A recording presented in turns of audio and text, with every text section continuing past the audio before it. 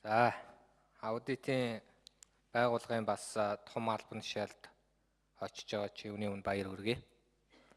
Тэгээ бас том хариуцлага гэдгийг бас ойлгож байгаа бах. Хамгийн гол нь одоо энэ төрийн өмчийн компаниудад нэг хяналт тавих асуудлыг анхаараарай. Ялангуяа жишээлбэл Эрдэнэтэд 51% нь хулгай хувиар ихтэй байдаг л гэж ярьдаг. Би л нэг ч удаа аудитын дүгнэлт гарч ирснээр санахгүй байна. Сая манайхан хавдрын эмнэлэгт 1.2 тэрбумаар имраа аппарат нийлүүлье гэд одоо бид нэр юу гэдгийг төсөв баталсан.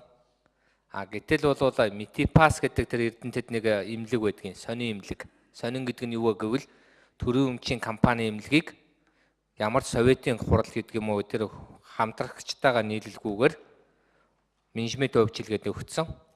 Тэгээд тэр эмнэлгийн одоо зөвхөн нэг имраа аппаратыг 3.6 тэрбумаар авцсан гэд хэдэн тэрбумын асуудал байгаа. Ингээ ерөөсөө 25 жилийн хугацаанд 13 удаа нэг шалгах гэж оролдоод нэг ч удаа хинч шалгалтанд бүдэрч үзээгүй. Нэг удаа ган бөмбөлгөөр Монгол улсын ерөнхийлөгч байсан хүн бүдэрхэд тэгээд тэр нь худлаа гэдэг нь тогтоогдоод цагаатсан. За өөр ер нь Эрдэнэтэй холбоотой хүн ер нь гэрээ контракт юмар ярьдгүү. Тэгэхээр 51% нь үнэхээр тийм одоо ариун цагаан хүмүүс байдгийн байх л гэж би ойлгож байгаа. Шүүхөр хин нэгэн гин буруу учраас. Энэ дээр нэг сайн шалгалт явуулаад өгөөч. Энийг би хүсэж байна. Хоёрдугаарт энэ яамдууд дээр анхаараач. Төрийн нарийныхаа өмнөөс сайдууд нь гар үсэг зураад гүгээд байгаа шүү. Зөвшөөрөв гэж хэлжээж төрийн нарийнараа зурулдаг. Зөвшөөрөхгүй юмн дээр төрийн нарийнаар зурулахгүй гэдэг. Миний ойлгож байгаа төрийн жинхэнэ албан хаагч санхүүгийн үйл ажиллагаанд оролцдог болохоос улс төрийн албан хаагч нар оролцох ёсгүй. Сайдууд бол зөвхөн бодлого яриад явдаг. Өөрт нь огцсон тодорхой хэмжээний эрх мэдэл байдаг болохоос жинхэнэ утгаараа бол төрийн нарийнууд чи өөрсдөө бие даа шийдвэр гарганаа. Одоо бол хэлбэрийн төдий төрийн нарийнуудтай болцсон байлээ шүү. Ихэнх яамууд.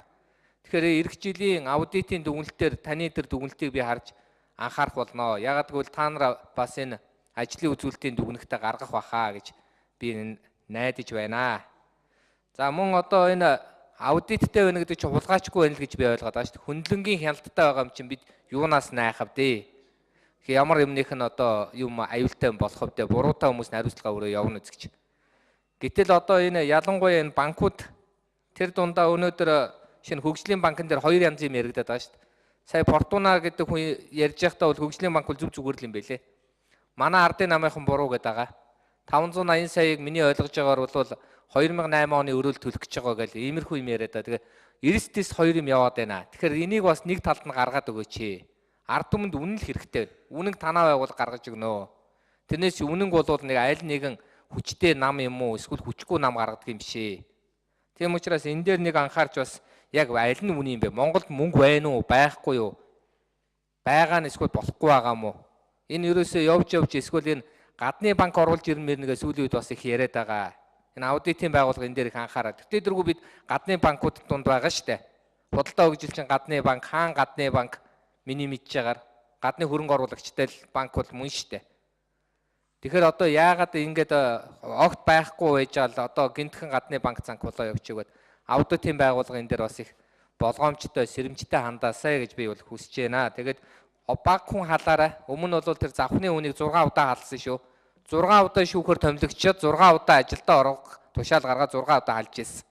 Өргөдлийн байнгын орон дээр ирж ирсэн. Энэ аудит техник мэрэгсэн байдаг юм шүү гэдгийг сайн бодороо. Энд бол мэрэгжлийн хүлд хоовддаг юм.